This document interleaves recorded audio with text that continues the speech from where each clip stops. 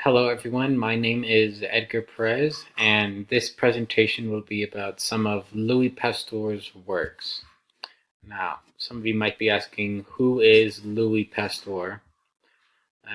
First of all, Louis Pasteur was born on December 27th, 1822. He was given the title of the father of germ theory due to his many works that were able to prove the then idea of the germ theory. He was a Catholic man, which made many of his works go against people such as Charles Darwin, or people like him, basically atheists. And he died on September 28th, 1895. And germ theory. What is the germ theory? Some of you might be asking. The germ theory states that diseases are caused by microorganisms such as bacteria. He wasn't the very first to think about germ theory, but he was the man who was able to help bring up he proved the idea of germ theory. He was criticized, his work was criticized due to him being a Catholic, most likely due to him being a Catholic man. But so he tested and retested all of his very complicated experiments. He was able to discover why food went bad, and this is uh, because of putrefaction, which is organic decay. Putrefaction also plays a major role in the recycling of elements. Um, he would, Pasteur was able to cure many diseases, two of which we will be getting into in this presentation. The first disease being hydrophobia, or more commonly known as rabies. This picture of a dog here, though seemingly all innocent, is showing that sadly rabies are mostly spread through infected dogs. Um, For those that don't know, rabies is basically muscle weakness, loss of sensation, and paralysis of the muscles. And hydrophobia, its more historic name, is another disease that can go alongside rabies. And hydrophobia is the fear of water and difficulties of swallowing, inflammations of salivary glands, problems with salivary glands, stuff like that. And 80% of people who get rabies also get hydrophobia. The fear of water may sound pretty dumb, but to people who get it, it can be terrifying because, just the thought of seeing water, which you need to survive, can bring them up to a very scared state. So it can be very scary for them. Before the vaccines were created, rabies were cured through horrible yet useless remedies, such as the cauterization with hot irons and stifling the patient between two mattresses. Very horrible. So Pasteur was able to create preventative and curing vaccines to, first of all, prevent the vaccines from coming into a child or eventual adult, and vaccines to cure the rabies if you ever got it. His first test on the vaccines was on a little boy who was bitten by a mad dog infected with rabies, and thankfully it worked. And the second disease I'll be getting into will be anthrax.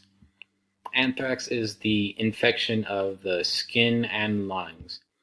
It is most notably in cattle and sheep, but it can be given to humans too.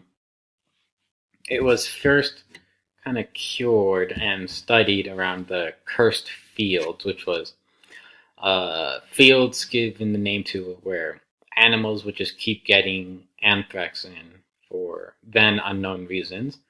And it was found out that animals that did have anthrax were being buried in that area, and Pasteur was able to determine that uh, by looking at the soil and noticing that worms were going up from the soil, that the worms were bringing the anthrax up from the soil in the form anthrax from the dead bodies in the form of spores and bacteria, which would then spread to the plants in the area, which the animals would eat and then would gain anthrax.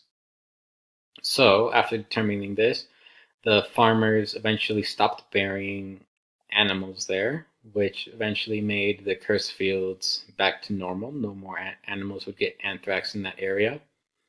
And eventually, vaccines were created to both prevent animals from getting anthrax and to cure animals that did have anthrax. Also, humans, if it would ever be spread to them. And one experiment they did happen too was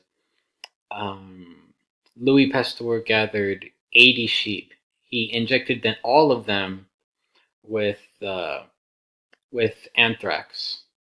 And then for half of those sheep, he also injected with the vaccine, and the rest he didn't. Those that weren't injected with the vaccines all died, and then all of those that were injected with the vaccines no longer had anthrax. So any people who doubted his works at the time they eventually stopped doubting him, including past teachers and colleagues who criticized his works. And now, his death and legacy. Louis Pasteur died of a series of strokes and complications in 1895. He now rests in the Académie des Sciences, and where he spent his last couple of years here.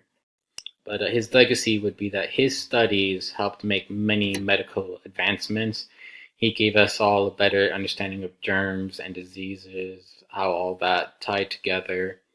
And his followers, up to this day, his followers did start looking into diseases that he hasn't touched. And he and people at the Académie des Sciences are looking into other diseases.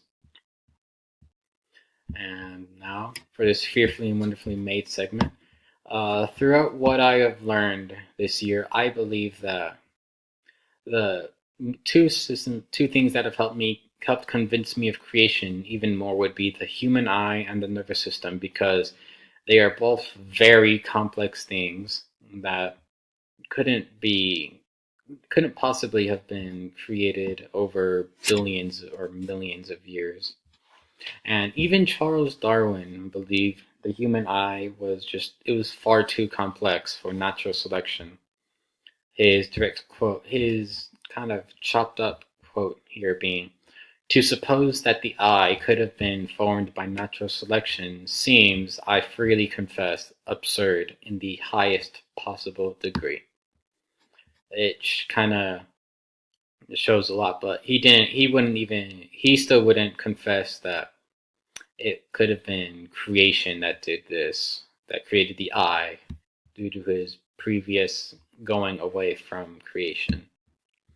That wraps up my presentation here. I hope you all learned something like I had when I did all this research, and I hope that you all have a wonderful day. Goodbye.